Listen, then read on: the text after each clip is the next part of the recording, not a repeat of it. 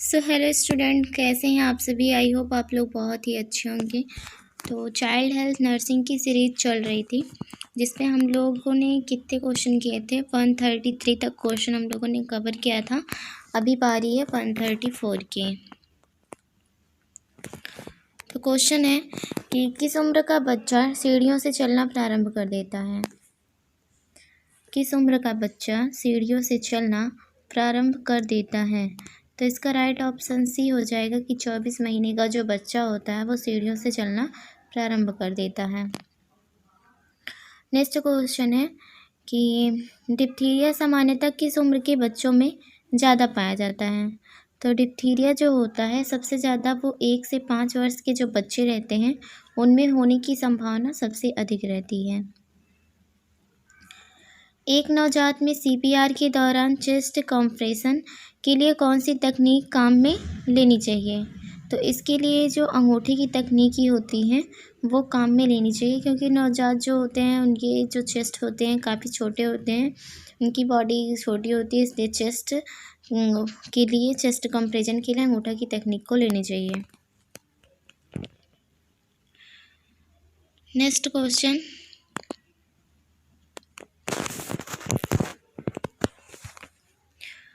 स्तन ग्रंथियों से दूध के लैक्टिफेरस साइनेसेज एवं डक्टस के स्राव के लिए मुख्यतः कौन सा हार्मोन जिम्मेदार होता है। तो इसके लिए जो जिम्मेदार हार्मोन्स है वो ऑक्सीटोसिन होता है। राइट ऑप्शन ए हो जाएगा। एल्वियोलर सेल्स से दूध के स्राव के लिए कौन सा हार्मोन जिम्मेदार है। तो इसके लिए जो जिम्मेदार हार्मोन है वो है प्रोलैक्टिन। राइट ऑप्शन बी हो जाएगा। यदि एक बच्चे को सांस लेने में तकलीफ़ है तो उसे सर्वप्रथम क्या नर्सिंग केयर देंगे। तो उसके लिए सबसे पहले क्लियर द एयरवे करेंगे। अगर सांस लेने में तकलीफ़ है तो सबसे पहले एयरवे को क्लीन करेंगे, तभी और आगे का प्रोसेस करेंगे। जैसे कि जब एयरवे ही नहीं क्लीन रहेगा तो बच्चे की डेथ हो जाएगी, इसलिए सबसे पहले एयरवे को क्लीन करेंगे। इधर का भी क्वेश्चन देख लेते हैं। एक बालक डिस्पोनिया से ग्रसित है, सर्वप्रथम नर्स के रूप में आप बच्चे को क्या केयर प्रदान करेंगी। तो उससे सबसे पहले ऑक्सीजन देना शुरू कर देना है। टोटलर उम्र क्या होती है। तो टोटलर की उम्र पूछ रहा है कि क्या होती है, तो 1 से 3 वर्ष के बच्चे को टोटलर कहते हैं। किस एज ग्रुप में बच्चे को इन्फेंट कहा जाता है। तो बच्चे को जो इन्फेंट है वो 0 से 1 वर्ष के बच्चे को हम क्या कहते हैं, इन्फेंट के नाम से जानते हैं।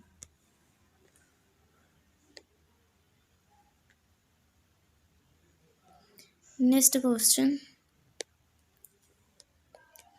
कंगारू मदर केयर किस बीमारी के इलाज के लिए दिया जाता है। तो कंगारू मदर केयर तापमान की जब कमी रहती है तो उसके लिए दिया जाता है। राइट ऑप्शन बी हो जाएगा।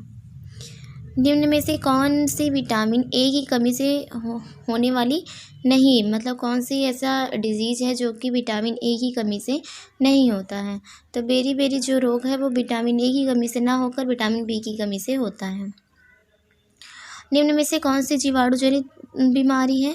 तो जीवाणु जनित जो बीमारी है वो है डिप्थीरिया। यह एक जीवाणु जनित बीमारी। राइट ऑप्शन डी हो जाएगा।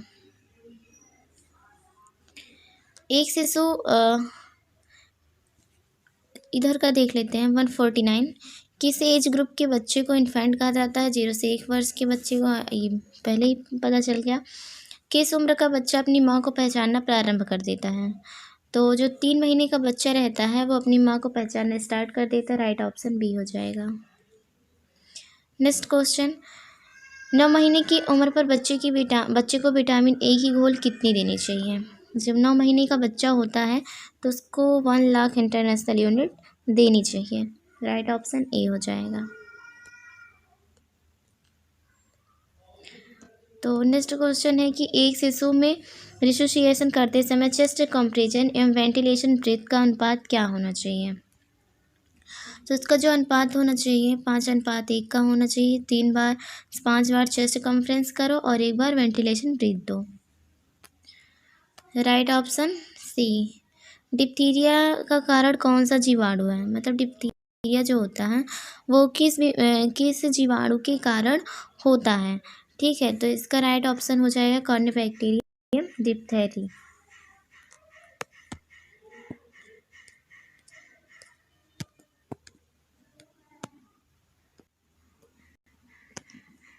नेक्स्ट क्वेश्चन है इन्फेंटाइल बेरी बेरी के वंशेट होने की यूजुअल एज क्या होती है। ठीक है, तो इसकी जो यूजुअल एज होती है 1 सेकेंड, तो इसकी जो यूजुअल एज होती है ना वो 2 से 3 महीने की होती है। राइट ऑप्शन ए हो जाएगा। बच्चों में सेरिब्रल प्लेसी का कारण क्या होता है। तो बच्चों में जो सेरिब्रल प्लेसी होता है उसका मोस्ट कॉमन की इसका जो कॉज होता है वो सिर में चोट लगना, दिमाग में ऑक्सीजन की कम सप्लाई होना, अपरिपक्व बच्चे का जन्म होना, ये सभी होता है। इससे राइट ऑप्शन डी हो जाएगा। EEG का उपयोग किया जाता है। 155 नंबर का क्वेश्चन है कि EEG का प्रयोग किसमें किया जाता है। तो EEG का प्रयोग न्यूरोलॉजिकल समस्या को पता लगाने करने हेतु किया जाता है। ठीक है, 1 लीटर ORS में सोडियम साइट्रेट की मात्रा कितनी होती है। नेक्स्ट क्वेश्चन, तो 1 लीटर ORS में जो सोडियम साइट्रेट होता है उसकी मात्रा जो होती है 2.90 ग्राम होती है। Right option C. 1 litre ORS में सोडियम की मात्रा कितनी होती है। तो सोडियम की जो मात्रा होती है वो होती है 75। ठीक है, 75 होती है सोडियम की मात्रा। जन्म के बाद बच्चे को स्तनपान कब शुरू कर देना चाहिए। तो जन्म के बाद बच्चे का जो स्तनपान होता है ना आधे घंटे के अंदर ही स्टार्ट कर देना चाहिए। राइट ऑप्शन बी हो जाएगा।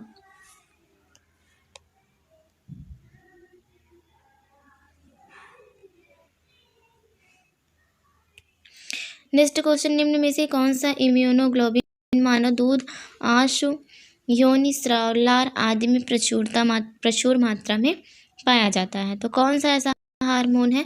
तो वो सबसे जो प्रचुर मात्रा में पाया जाने वाला हार्मोन है वो है IgA। कौन सा हार्मोन।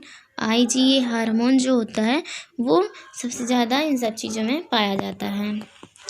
निम्न में से कौन सी किल्ड वैक्सीन है। तो किल्ड वैक्सीन जो है इसमें से है हेपेटाइटिस बी। जब किसी के टीके में एक साथ एक से अधिक इम्यूनाइजिंग एजेंट दिए जाते हैं तो इस प्रकार की वैक्सीन क्या कहलाती है। तो इस प्रकार की वैक्सीन जो होती है उसको कंबाइंड वैक्सीन कहते हैं। राइट ऑप्शन सी हो जाएगा। नेक्स्ट क्वेश्चन, निम्न में से कौन सा टेस्ट यह पता लगाने के लिए किया जाता है कि बच्चों में डिप्थीरिया के विरुद्ध रोग प्रतिरोधक क्षमता है या नहीं। तो कौन सा टेस्ट किया जाता है। तो उसके लिए सिक टेस्ट किया जाता है। राइट ऑप्शन बी हो जाएगा। वूपिंग कफ के सर्वाधिक रोगी किस एज ग्रुप में पाए जाते हैं। तो वूपिंग कफ के जो मरीज होते हैं वो सबसे ज़्यादा 0 से 5 वर्ष के बच्चों के अंदर वूपिंग कफ देखा जाता है। एक नवजात में मेटाबॉलिक एसिडोसिस को ठीक करने के लिए कौन सी मेडिसिन काम में लेंगे। तो इसके लिए पता है कौन सी मेडिसिन काम में लेंगे। इसके लिए सोडियम बाइकार्बोनेट की मेडिसिन काम में लेंगे। तो आज फ्रेंड मेरी थोड़ी तबीयत ठीक नहीं है इसलिए मैं ऐसे ही आप लोग को रिपीटेड जल्दी बता दे रही हूँ। और हाँ, 2 जनवरी को लाइव है तो आप लोग लाइव में क्लास आकर ले लेना। जो भी आपके डाउट्स होंगे उन सबको भी आप लोग पूछ सकते हो।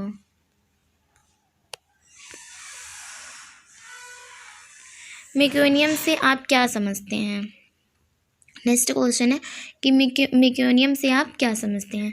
तो नवजात का जो पहला स्टूल होता है उसको हम मेक्योनियम के नाम से जानते हैं। राइट ऑप्शन ए हो जाएगा। सेरिब्रल प्लेसी का सबसे कॉमन टाइप कौन सा है। तो सबसे कॉमन जो टाइप है वो स्पास्टिक सेरेब्रल प्लेसी होता है। राइट ऑप्शन ए हो जाएगा। हीमोफीलिया किसके द्वारा फैलता है। तो हीमोफीलिया जो होता है ना वो किसके द्वारा फैलता है। मादा के द्वारा ही फैलता है। केवल मादा के द्वारा हीमोफीलिया डिजीज़ फैलती है। तो हीमोफीलिया जो होता है एक ब्लड क्लॉटिंग डिसऑर्डर होता है। इसमें रक्त का थक्का नहीं जमता। जैसे कि कहीं पे अगर कट जाता है तो ये ब्लड निकलता ही रहता है, इसमें रक्त का थक्का नहीं जमता है।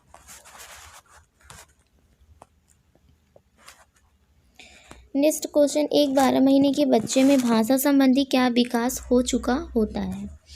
तो भाषा संबंधी वो क्या होता है कि अर्थयुक्त दो शब्द बोल सकता है। इसका राइट ऑप्शन डी हो जाएगा। हेम के सेटाबॉलिज्म का अंतिम उत्पाद क्या है? तो इसका अंतिम उत्पाद जो है वो बिलिरुबिन होता है। क्या होता है? बिलिरुबिन। राइट ऑप्शन बी हो जाएगा। निम्न में से कौन सी वैक्सीन उम्र के 9वें महीने पर दी जाती है? तो MMR मीजल्स मम्स रूबेला की वैक्सीन जो होती है वो 9 महीने की एज पे दी जाती है। दर्शकों के अब टेस्ट की ओर चलते हैं अपने।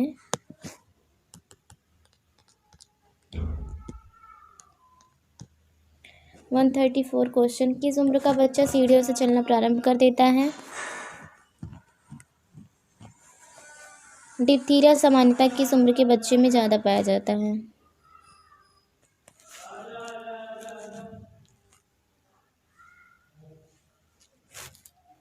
एक नवजात CPR के दौरान चेस्ट कंप्रेशन के लिए कौन सी तकनीकी काम में ले जानी चाहिए? स्तन ग्रंथियों से दूध के लैक्टिफेरस साइंसेस एवं डक्टस के स्राव के लिए मुख्यतः कौन सा हार्मोन जिम्मेदार होता है? एलियोलर सेल से दूध के स्राव के लिए कौन सा हार्मोन जिम्मेदार होता है? यदि एक बच्चे को सांस लेने में तकलीफ है तो उसे सर्वप्रथम क्या नर्सिंग केयर देंगे? कंगारू मदर केयर किस बीमारी के इलाज में लाभदायक होती है? निम्न में से विटामिन ए की कमी से कौन सी बीमारी नहीं होती है? तो ये सब जितनी तीनों बीमारियां हैं ना, AB और D वाली, तो ये सभी विटामिन ए की कमी से और आँख से संबंधित बीमारियां हैं। और C जो है बेरी बेरी, ये आँख से संबंधित बीमारी नहीं होती है। निम्न में से कौन सी जीवाणु जनित बीमारी है?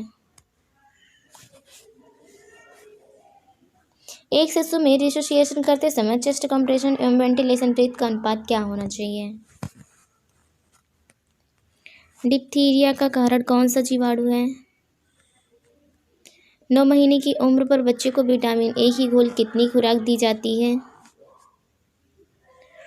किस उम्र का बच्चा अपनी माँ को पहचानना प्रारंभ कर देता है? किस एज ग्रुप के बच्चे को इन्फेंट अथवा शिशु कहते हैं? टोडलर उम्र क्या होती है? एक बालक डिस्पोनिया से ग्रसित है। सर्वप्रथम एक नर्स के रूप में आप बच्चे को क्या केयर देंगे? इसका आंसर नहीं बताइए ना, ऑक्सीजन शुरू करना है। निम्न में से किस साइन की उपस्थिति मेनिंजाइटिस का कन्फर्मेटिव डायग्नोसिस है? मुझे लगता है इसका भी आंसर मैं नहीं बताई हूँ। तो इसका है इसमें राइट ऑप्शन हो जाएगा बी और सी दोनों हैं। केर्निंग साइन और ब्रोडजी की साइंस, ये दोनों ऐसी साइन है जो मेनिंजाइटिस की कन्फर्मेटिव डायग्नोसिस है। टिटनेस मुख्यतः किसके द्वारा फैलता है? तो टिटनेस जो है वो घाव का टिटनेस के बीजाणु द्वारा कंटामिनेटेड होने से फैलता है। एक सामान्य वजन वाले नवजात में प्रयोग में ली जाने वाली इंट्राट्रैकियल ट्यूब का इनर डायमीटर होना चाहिए। तो इसका जो डायमीटर होता है ना वो 4 mm का होना चाहिए। डायमीटर बोले तो व्यास।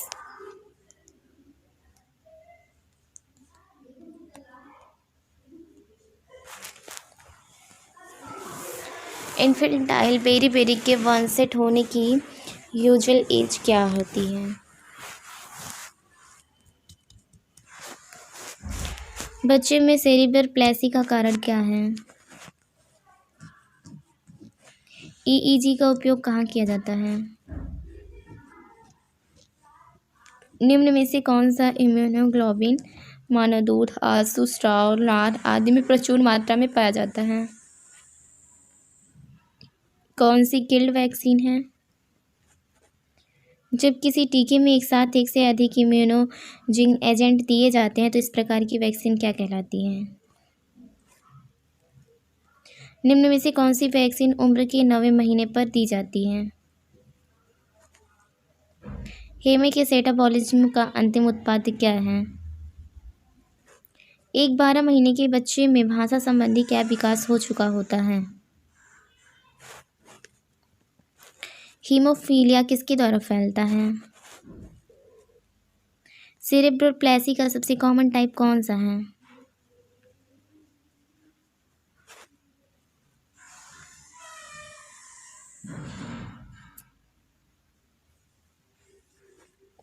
मेकोनियम से आप क्या समझते हैं? एक नवजात में मेटाबॉलिक एसिडोसिस को ठीक करने के लिए कौन सी मेडिसिन काम में लेंगे?